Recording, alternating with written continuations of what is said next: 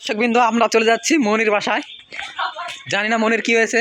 Hello hello আপা আপা, আসসালামু আলাইকুম। ওর কি হয়েছে আপনি কিছু বলতে পারেন? জানি না আপনার কি হয়েছে। তিনি এখন বিছনায় শুয়ে কাঁদতেছেন, কাতরাচ্ছেন। তার কি হয়েছে আপনি কিছু বলেন।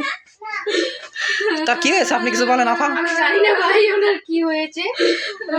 আপনি জানেন তার কি হয়েছে? আপনি ওর বিষয়ে কিছু বলেন। আপনি কিছু বলবেন?